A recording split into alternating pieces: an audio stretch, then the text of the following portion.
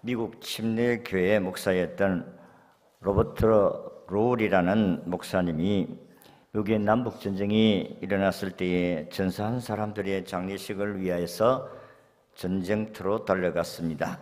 그런데 그 시체 더미 속에 보니까 아직도 죽지 아니하고 신음하고 있는 군인들이 많이 있었습니다. 그래서 로리 목사는 장례식보다 일단 죽어가는 사람부터 살려야 되겠다, 그렇게 결심을 하고 기도하신 후에 혼신의 힘을 다해서 부상자들을 구출하기 시작했습니다.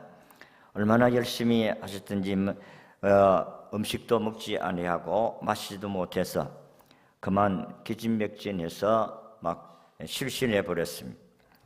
시체 더미 속에 쓰러져 신음을 하고 있는 가운데 주의 음성이 들려왔습니다.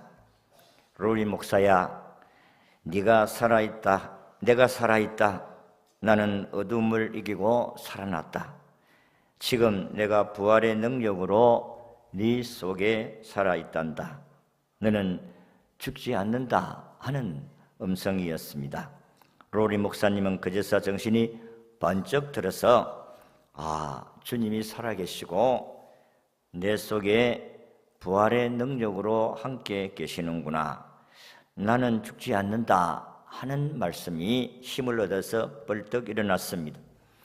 그리고 주님의 능력에 의지해서 그는 환자들을 돌볼 수 있었다고 했습니다. 그러고 난 후에 그는 이 찬송을 지었습니다. 우리가 부르는 찬송가 가운데 160장의 찬송 보면 무덤에 머물러 예수 내 구주, 새벽 기다렸네 예수 내 주, 원수를 다 이기고 무덤에 살아났으니 어둠을 이기시고 나와서 성도 함께 길이 다스리시네, 사셨네 사셨네 예수 다시 사셨네 라는 가사를 지어서 부활의 주님을 찬송했다고 합니다. 오늘 아침에 우리가 읽은 본문은 죽음의 권세를 이기시고 무덤에서 부활하신 예수님을 우리에게 설명을 해주고 있습니다.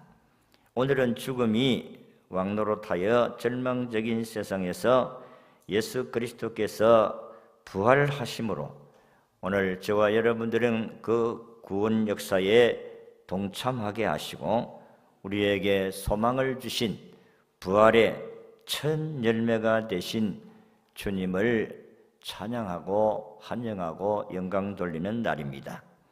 여기 첫 열매라는 말씀은 열매가 맺어지는 그 첫 번째라는 말씀입니다. 예수님의 부활을 시작으로 해서 오늘 그를 믿는 모든 사람들은 계속해서 부활의 능력에 동참하게 될 것이다 그랬습니다.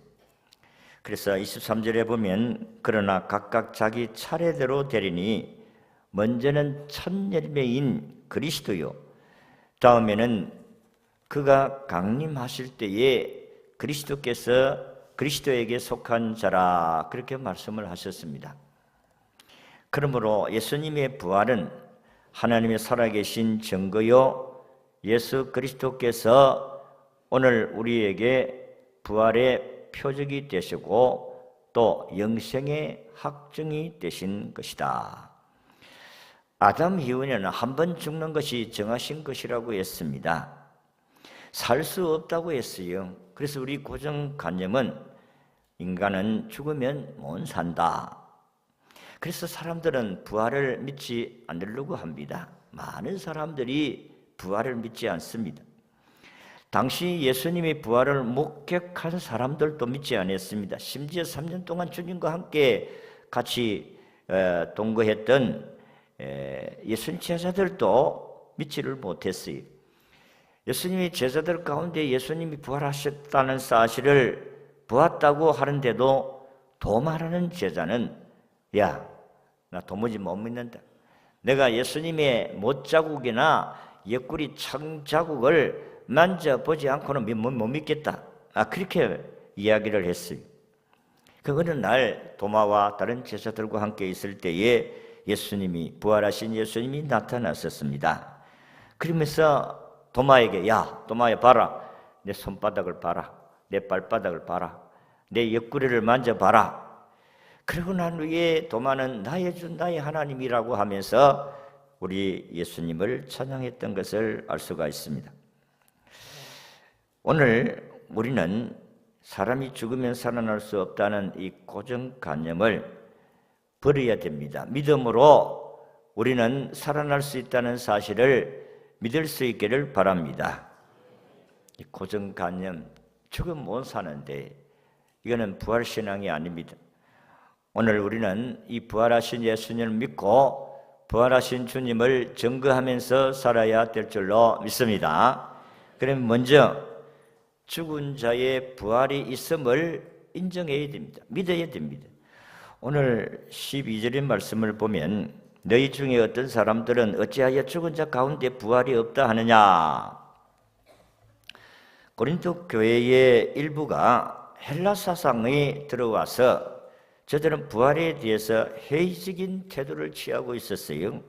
그 헬라의 사상이라는 것은 이언론이었는데 영과 육을 나누어서 보이지 않는 영혼은 선하고 보이는 육체는 악하다고 생각했습니다. 이게 영지주의인데 그들에게 있어서 영혼 불멸은 매력적이고 아름다운 것이지만은 육체의 부활은 받아들일 수가 없다고 했습니다. 왜냐하면 그건 악한 것이니까. 그래서 악한 육체로부터 탈출하는 것이 구원이라고 생각했습니다. 육체를 학대하는 금욕주의자들도 많았습니다.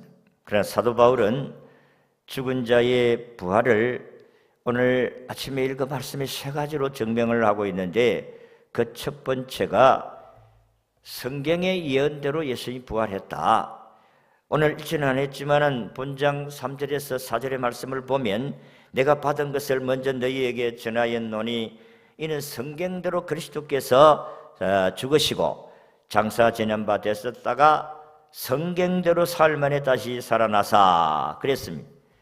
성경대로라는 것은 구약 성경을 말씀하시는데 구약 성경의 선지자들이 예언한 대로 예수님은 오셔서 죽으시고 그리고 부활하셨다 이렇게 말씀을 하셨습니다. 그러니까 예수님이 부활하신 것은 바로 성경의 예언의 성취다 하는 것입니다. 그렇습니다. 예수 그리스도의 부활은 예언의 성취인 줄로 믿습니다. 사도 바울은 이것으로 증명을 했고 또 한 부분은 예수님 부활을 목격한 사람들이 많다 그랬습니다. 오늘 5절에서 8절의 말씀을 보면 게바에게 보이시고 후에 12 제자에게와 그 후에 500여 형제에게 일시에 보이셨느니 그 중에 지금까지 대다수는 살아있고 어떤 사람은 잠들었으며 그리고 그 후에 야고보에게 보이시고 그 후에 모든 사도에게 맨 나중에 만삭되지 못한 나에게도 보이셨느니라. 사도 바울은 부활의 주님을 목격한 사람들을 통해서 예수님 부활했다고 증거하고 있습니다. 수많은 증인들이 있었다고 했어요. 제자들뿐만 아니고 예수님 부활 성천하실 때에 500여 형제들이 보았다. 이 당시에 500이라는 숫자는 남자들, 20세 이상의 남자들을 이야기하는 것입니다. 그러면 그 당시에 예수님 부활 성천하게 올라가실 때에 남자들만 보았겠느냐 아니라는 것입니다. 여자들과 어린아이들까지 노약자들을 합치면은 수천 명이 보았지 않겠느냐. 그렇습니다. 목격자들이 있어요. 아니 예수님 부활하지도 않았는데 부활하셨다고 우리가 이야기한다면 이거 사기꾼이지요. 이것만큼 거짓말이 어디 있겠습니까? 근데 사도 바울은 목격자가 많다 하는 것입니다. 그렇습니다. 본 사람들이 있으면 그거는 확실한 겁니다. 법정에서도 사실을 인정하려고 하면 두 사람의 증인만 있으면 돼요. 근데 수천 명이 예수님이 부활하신 것을 증거했는데 어찌 거짓말일 수가 있겠느냐. 믿으시기를 바랍니다. 그리고 또 하나는 예수님이 부활하신 것을 자기를 통해서 봐라. 예수님이 부활했다는 것을 나는 증거할 수가 있다 하는 것입니다. 사실 우리가 잘 알다시피 디모데전서 1장 13절에 보면 예수 믿기 전에 나는 예수를 비방한 자요, 박해자요, 핍박자라 그렇게 말씀을 했습니다. 그런 내가 예수를 만났다, 부활하신 예수를 만났다. 그러니까 나를 보고 예수가 부활하셨던 것을 믿으라 그랬습니다. 그렇습니다. 예수님을 그렇게 핍박하고 이단이라고 하고 그리고 예수는 인간이라고 하고 그렇게 핍박했던 바울이라는 사람이 예수를 인정하고 받아들이고 구원자인 것을 인정하고 부활의 주님을 만남으로 자기가 변화되었다는 사실을 설명을 해주고 있습니다. 오늘도 저와 여러분을 보면 예수가 부활했구나 하는 사실을 믿을 수 있도록 증거해야 될 줄로 믿습니다. 이스라엘 국가에서 복음을 전하던 선교사가 체포되어서 법정에 서게 되었습니다. 이스라엘 국가에서는 여러분이 알다시피 다른 종교를 전파하는 행위는 매우 엄중한 처벌을 받게 됩니다. 사형을 당하기도 합니다. 그리고 집에서 쫓겨납니다. 그래서 선교사는 이제 마지막 변론의 기회를 얻었는데 법정에 모여있는 모든 사람들을 둘러보면서 한 가지 이런 질문을 했습니다. 내가 길을 가고 있는데 갑자기 두 갈래길이 나타났습니다.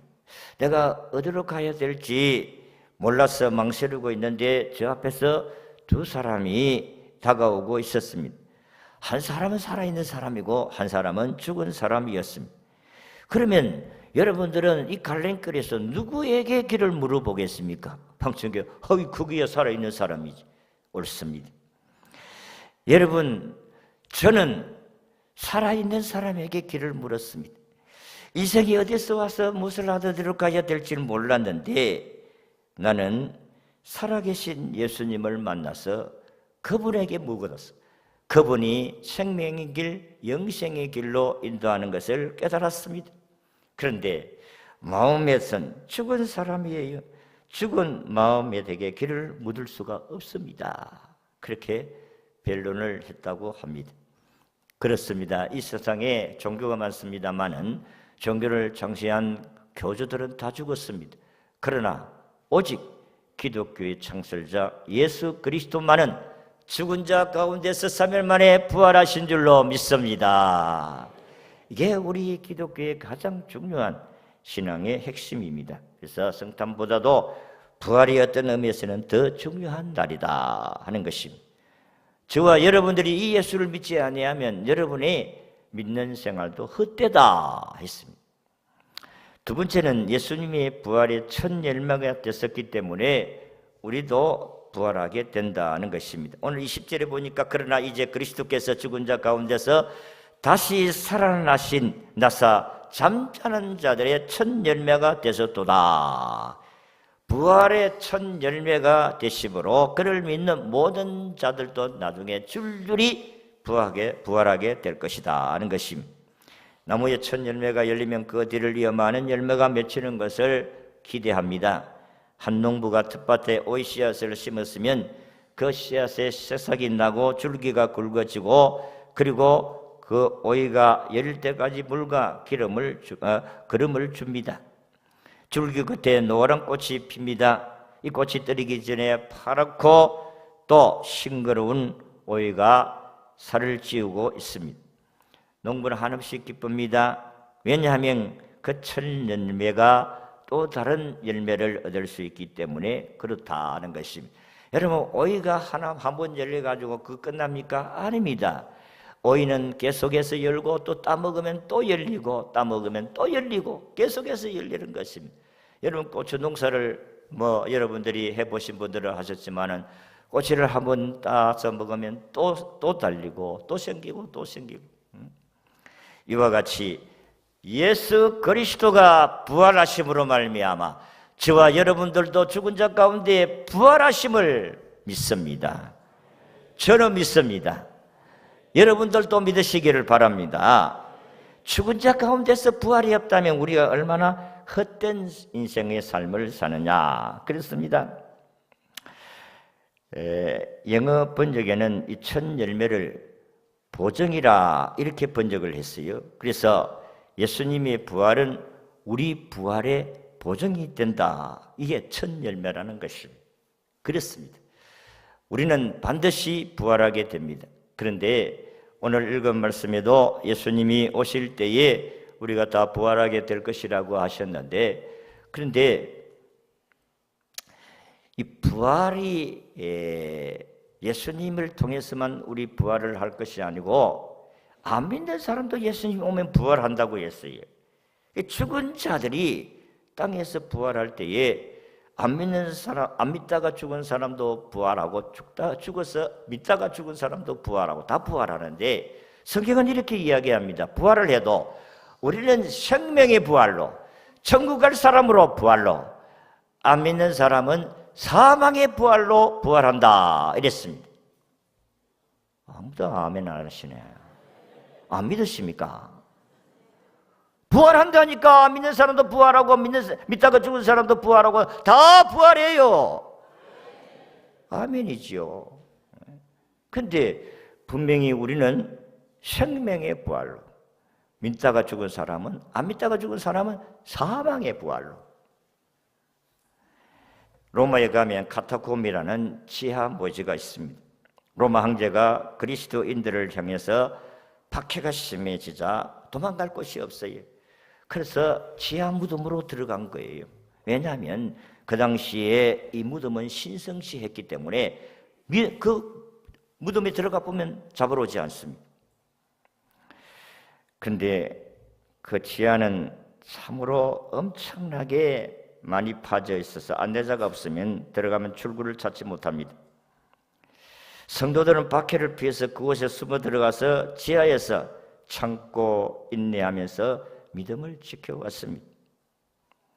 그래서 살다가 죽게 되어지면 벽을 파서 거기에다 무덤을 그대에다 시신을 거기에 묻고, 그래서 핍박자들이 도망가서 사는 곳이 이 카타콤인데, 여기에 들어와서 사는 사람들이 250년 동안을 살았다. 그래서 저들이 판 이 땅굴의 길이가 880km라. 부산에서 서울까지 400몇십 km밖에 안 되잖아요. 신의주까지 가는 거리가 지하를 파서 거기에 살았다. 몇 년 동안? 250년 동안. 거기에 묻혀있는 시신이 700만 명이라고 합니다. 우리가 생각을 해볼 때에 250년 동안 저들이 거기서 자손을 낳고 또 죽고 낳고 죽고 낳고 250년을 지하에서 살았다는 겁니다. 어떻게 저들이 그렇게 살 수가 있었겠느냐?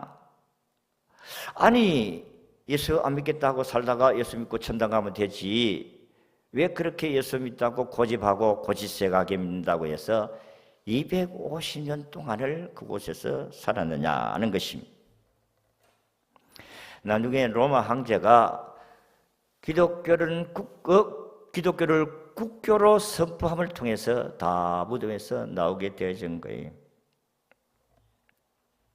여러분, 이것은 저들이 다시 부활할 것을 믿었기 때문에 그렇습니다. 부활신앙 때문에 저들은 그런 환경 속에서도 굴하지 아니하고 인내하면서 믿음으로 사는 줄로 믿습니다. 이 세상이 아무리 힘들어도 부활신앙으로 승리하는 사람들의 삶은 바로 이와 같다 하는 것입니다. 그렇습니다.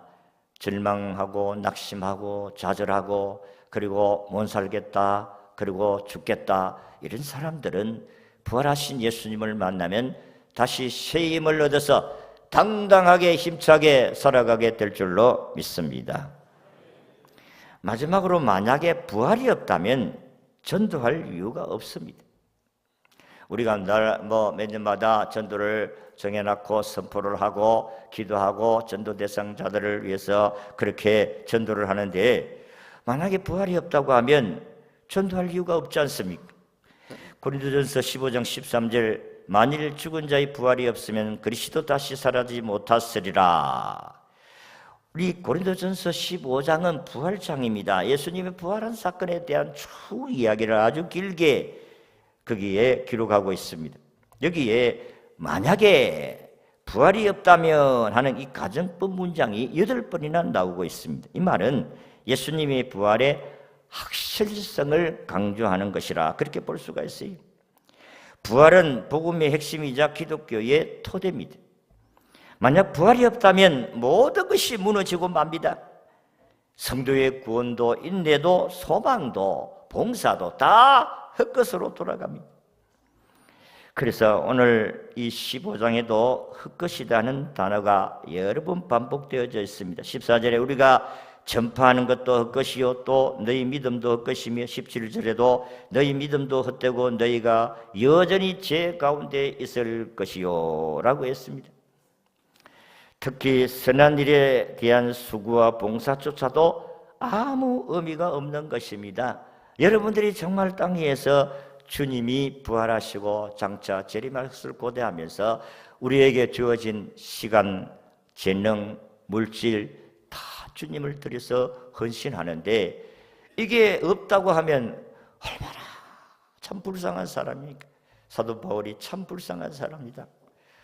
살아나지도 않았는데 살아났다고 하고 살아서 다시 재림할 것을 없는데도 불구하고 믿고 재림할 것을 고대한다면 얼마나 어리석고 미련한 짓이냐. 성경은 1.1학이라도 변함없이 이루어질 것을 믿습니다. 성경은 하나님 말씀이에요. 히브리서 4장 12절 말씀같이 하나님 말씀은 살았고 운동력이 있어 좌우의 날선 어떤 금보다 더 예리하여 혼과 영감 및 간절과 골수를 찔러 쪼개기까지 하느니라. 하나님의 말씀이 우리의 삶을 변화시킵니다. 그래서 우리는 영원히 살 것을 믿고 그분을 위해서 시간도 드리고 몸도 드리고 물질도 드리고 헌신하게 되는 줄로 믿습니다. 여러분들이 봉사하는 거 헛되지 않아요. 주일날마다 와서 일찍이 와서 아이들을 가르치고 찬양하고 또 수송도 하고 밥도 하고 얼마나 각각 분야에서 봉사 많이 합니까? 만약에 부활이 없다면 여러분들 하지 마세요. 그거 못 믿으면 봉사할 이유가 없잖아요. 서울 합정동 양화진에 가면 외국인 선교사들이 묻혀있는 묘지가 있습니다. 거기에 143기의 시신이 거기에 묻혀 있어요. 미국 의료 선교사 캐드릭의 머비에는 이런 문구가 적혀 있습니다. 나에게 1000번의 생명이 있다 해도 나는 그 모두를 조선을 위해 바치리라. 이렇게 기록이 되어져 있고, 캐드릭이라는 여 간호사는 26세에 세상을 떠납니다. 한국에 온 지 8개월 만에 그는 병으로 세상을 떠납니다. 그리고 한국의 사람보다도 한국을 더 사랑한 외국인이 있었습니다. 한국 사람보다도 외국인 선교사가 한국을 더 사랑했다니까요. 그의 묘비에 이런 기록이 있습니다. 헐버트 선교사의 묘에 나는 웨스트민스터 사원에 묻히기보다 한국에 묻히기를 원하노라. 그들이 이 땅에 와서 이렇게 목숨을 걸고 살았던 이유가 뭐겠어요? 부활의 예수님을 증거하고 장차 오실 그리스도의 재림을 고대하면서 살았기 때문에 저들은 낯설고 땅설고 그리고 환경 다르고 문화 다른 이곳에 왔어요. 그 당시에 한국이 얼마나 가난했습니까? 얼마나 힘들었겠습니까? 그럼에도 불구하고 저들은 이 한국의 사람들을 구원하기 위해서 목숨 걸고 복음을 전했다는 것입니다. 이유는 물론 영혼을 사랑하셔가지고 우리를 구원하기 위해서고 저들에게는 부활의 신앙이 있었기 때문인 줄로 믿습니다. 장차 우리에게 나타날 그 영광, 부활의 영광은 이 세상의 그 어떤 것도 비교할 수가 없다. 너네 세상에서 환난을 당하나 담대하라, 내가 세상을 이겼다. 세상에 당하는 고난은 장차 우리에게 나타날 부활의 영광과는 좋게 비교할 수 없다가 그렇게 바울은 말씀을 했습니다. 성도 여러분, 오늘 저와 여러분들이 예수 그리스도의 부활을 믿고 그 부활을 환영하며 우리 주님께 영광을 돌리고 있습니다. 여러분이 이 부활을 믿으시기를 바랍니다.